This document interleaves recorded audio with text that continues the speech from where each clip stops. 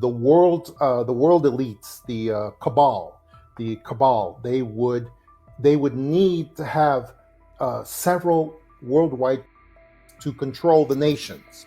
He said the first one. That he wanted to put into this prediction was the fight of communism against the free world, communism against the free world, and that would be a worldwide conflict. He was talking about the came later. Then he also said there would also be, then when that peters out, there would be between the Islamic world and the Western world, and that came true. Okay, but then he said his prediction that is called the last card prediction. It used to be called the last Trump card, but he said that the world powers, the cabal, the Illuminati who control all the nations, he said their last card, when their backs are up against the wall and they don't know what else to do, would be a staged alien invasion. That's how he put it. In 1970s, he told his protege, Carol Rawson, that this would occur. And it was said it would be a fake UFO from outer space. He said it would be then a buildup of military forces, the what do you call this? The global complex that we have, military-industrial complex that we have, would take this wonderful excuse to build up their all over the world, and then the staged alien false flag event would occur, and that's what he predicted. And he said this would be used to unify the entire world behind the elites, behind the cabal that's working on this. This event that I'm talking about may not be an all-at-once type event that will be super dramatic so that everyone will be able to say, hey, wait, look at that, what happened? What if it's a slow situation where they use what we call dirty radiation type bombs to slowly spread this radiation. And this is a good opportunity to tell people how I get my information and the necessity of corroborating my information with a lot of different sources. And I am involved in a network of many former, and current officials in the national security structure, the intelligence structure, which means various different agencies, not just the FBI, but many other various agencies. And what we do is we share rumors. We share rumors and raw data.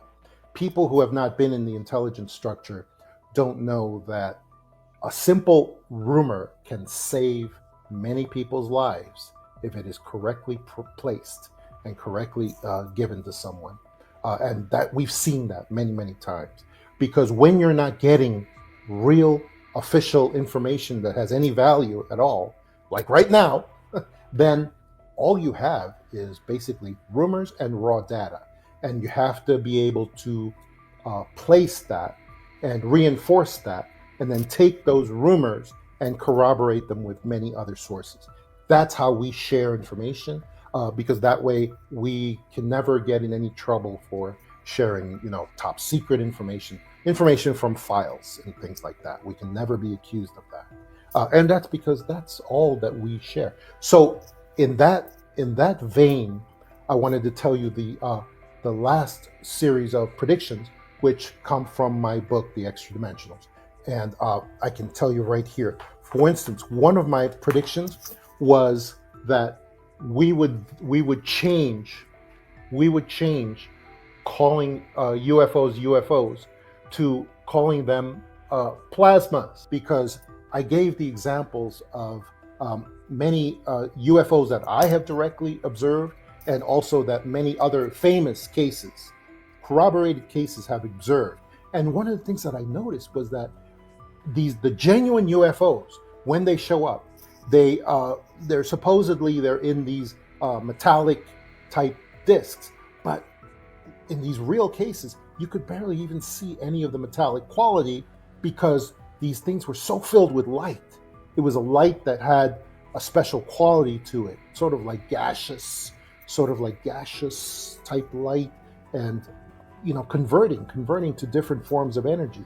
And you could barely see the metallic ship underneath all this light. And that was one of the things that really it lit up the light bulb for me that, okay, we need to call these things something else. But here's what I did, and the reason that I it's very important to talk about this is because apparently the Cabal read my stuff about read the extra dimensionals, about the genuine plasmas, the genuine UFOs, because what they did was, one of the things they did was they copied all the qualities of real orbs and plasmas, and now they're creating their own copies of the real UFOs, the real plasmas. And that's what they're doing. When I wrote about that we need to start calling these things plasmas, I actually gave a lot of information, apparently, to the Cabal about this. I called the replacement for UFOs, I called them plasmas, and I gave it an acronym as well. I said these are going to be paranormal, living, aura reading, soul printing, mobile aerial scanners. That's a lot of information about these things. In other words, I believe that the genuine UFOs are actually alive. They are conscious. They have no one inside. They are accompanying alien visitors, kind of like as familiars, and carrying out small tasks for them here and there. And some of the tasks are these things: soul printing, aura reading, the ability to record, collect a blueprint of a human soul for later reference, things like that. So apparently I gave them a lot of information that they now used to duplicate these things. And so that's part of the predictions. But of course, the main part of my book, The Extra Dimensionals, is the central thesis is, of course, that alien visitors and UFOs are not physical. They are not physical. And that leads directly into the notion that if someone tells you, oh, we have these physical UFOs that are real UFOs, they just showed up on the White House lawn and they're just hanging out. Well, it's a lie. Because why? Because alien visitors and UFOs are not physical. They can maintain physicality for short periods of time. That they can, for very short periods of time. We saw that in the Miami Mall incident from, I think it was like 2 years ago. It's like 2 years ago, where we saw these alien creatures come through this portal, and then they went throughout the mall in Miami and created hysteria and fear, and people shot them, and it was crazy. But then some of them actually walked outside the mall. They were observed by law enforcement, but then they disappeared because they can't hold that physicality for very long. They are working with the Cabal, and one of the great goals for the Cabal is to try to stop the inauguration of Donald Trump. They feel very, very strongly about that because we're all asking these questions. Why?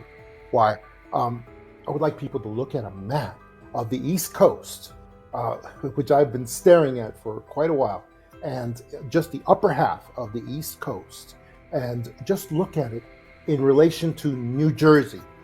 What we know about New Jersey is that it has been a saturation point. These drones and these orbs and the plasmas are showing up all over the world, not just in the United States, but in all the major states and all over the world too. This is a global operation, all right? Even Werner von Braun didn't predict the scope of this operation, but it's global.